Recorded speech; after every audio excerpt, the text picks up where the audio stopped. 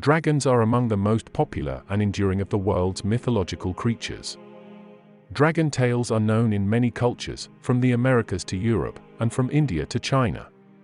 They have a long and rich history in many forms and continue to populate our books, films and television shows. It's not clear when or where stories of dragons first emerged, but the huge, flying serpents were described at least as early as the age of the ancient Greeks and Sumerians. When Christianity spread across the world, dragons took on a decidedly sinister interpretation and came to represent Satan. In medieval times, most people who heard anything about dragons knew them from the Bible, and it's likely that most Christians at the time believed in the literal existence of dragons. After all, Leviathan, the massive monster described in detail in the book of Job, chapter 41, sounds like a dragon. Its back has rows of shields tightly sealed together, each is so close to the next that no air can pass between. They are joined fast to one another, they cling together and cannot be parted. Its snorting throws out flashes of light, its eyes are like the rays of dawn. Flames stream from its mouth, sparks of fire shoot out. Smoke pours from its nostrils as from a boiling pot over burning reeds. Its breath sets coals ablaze, and flames dart from its mouth. Zoologist Carl Schuker describes a wide variety of dragons in his book Dragons, A Natural History, Simon & Schuster, 1995, including giant snakes, hydras, gargoyles and dragon gods, and the more obscure variants such as basilisks, wyverns and cockatrices. At its root, the is a chameleon, its features adapting to the cultural and literary expectations of the era.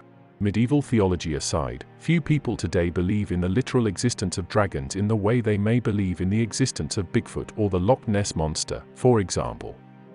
The dragon, or at least the dragon version most familiar to Westerners, is simply too big and too fantastic to take seriously or literally. In the modern age of satellite imagery and smartphone photos and videos, it's simply implausible that any giant, winged fire breathers inhabit Earth's lands or skies unseen. The Bible.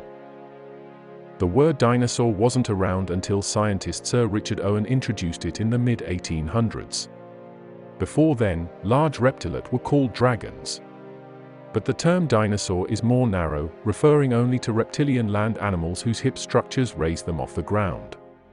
So dinosaurs, we would say, are specific types of dragons. Biblical creationists are not surprised by artifacts depicting dragons that the idea is consistent with the Bible. Genesis 1 tells us that on day 5 of creation God created great sea creatures, Hebrew word tananim, and flying creatures, so this would have included swimming pliosaurs and flying pterodactyls, which we would call dragons. God made land animals, including dinosaurs and other land dragons, on day 6, the day he created man. So man lived among these creatures from the beginning. The serpent, dragon, sea monster.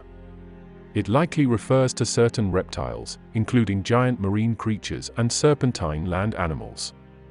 Though translated several different ways and differing in precise meanings based on context, tannin can denote a dragon and therefore can potentially refer to a dinosaur since all dinosaurs are dragons. In other similar instances we find that translations list elephant or hippopotamus in the footnotes in Job 40 when discussing behemoth. Take a closer look at the behemoth to give this more context. In the book of Job, God describes the behemoth that eats grass like an ox and moves his tail like a cedar with bones that are like beams of bronze, Job 40:15-18. The beast the passage describes fits well with something similar to a sauropod dinosaur like Brachiosaurus. Next, God describes at length a leviathan, a fire-breathing sea monster with impenetrable scales that none could face except its creator. Job 41, Leviathan is mentioned in 5 passages of Scripture and is identified as a type of tannin in Psalm 74:13-14 and Isaiah 27:1. Dragons are real, created creatures, some of which terrorized in the waters and others that roved the land and air. Lucifer.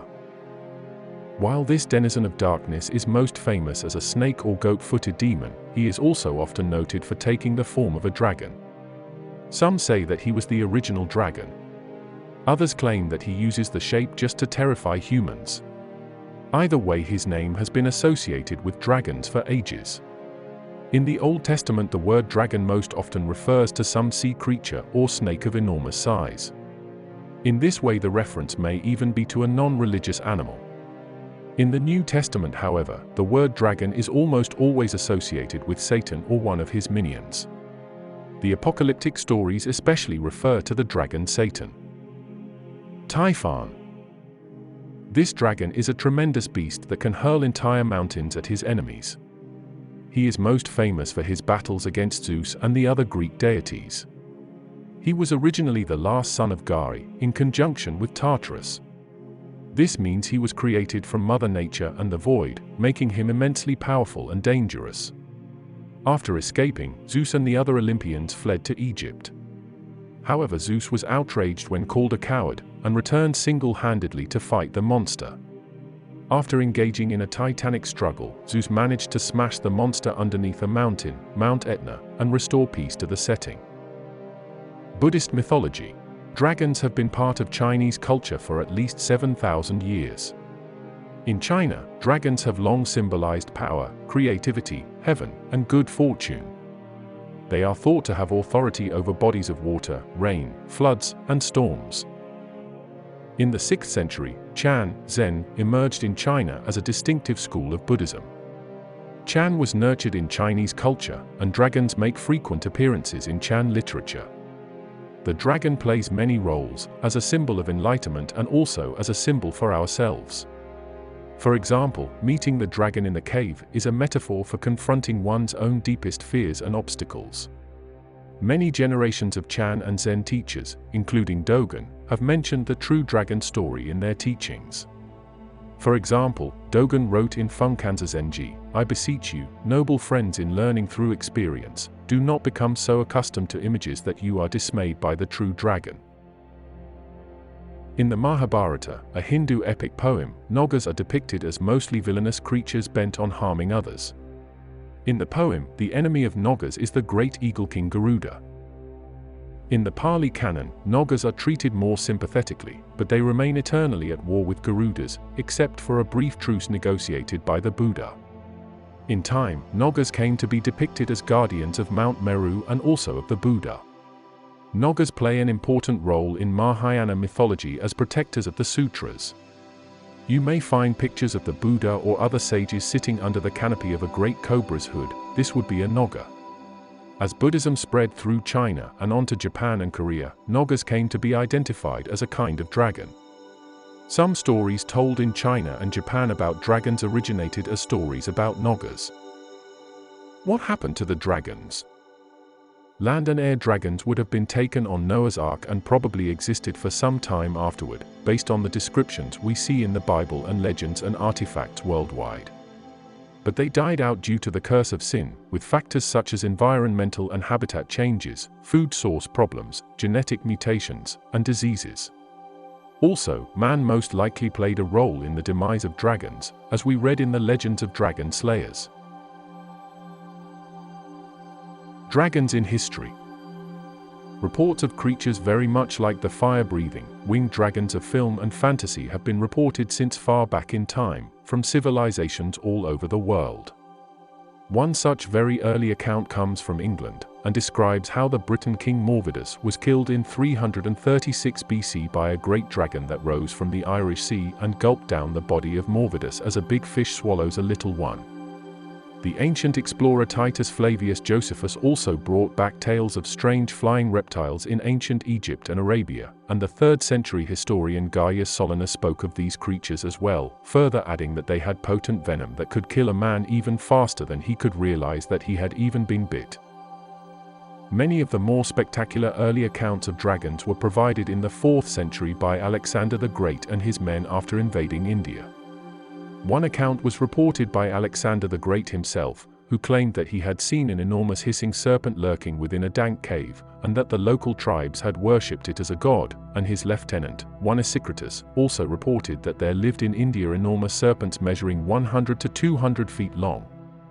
This is very interesting because there are accounts of such creatures in India going all the way back to the 1st century, when the Greek historian Strabo described fearsome winged reptiles in his book Geography, Book 15, on India, of which he says, "In India there are reptiles 2 cubits long with membranous wings like bats, and that they too fly by night, discharging drops of urine, or also of sweat, which putrefy the skin of anyone who is not on his guard."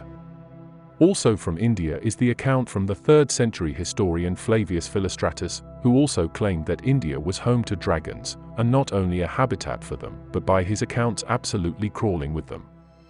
He wrote in the life of Apollonius of Tyana.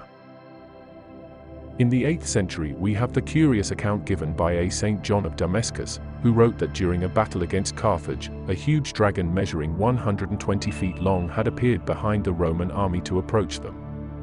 The army had then reportedly attacked and killed it, and had the skin sent to the Roman Senate, although what happened to it after that no one knows. This report is quite curious because it is a matter-of-fact account, without any obvious embellishment and sitting within other more mundane chronicles of the battle. He would even go as far as to state that these dragons were not magical creatures in any way, but rather just large, reptilian animals. In later centuries we have the tales of the great explorer Marco Polo, who traveled around Asia, Persia, China, and Indonesia in the late 13th century and brought back all manner of fantastical tales of these exotic lands, their people, and their animals.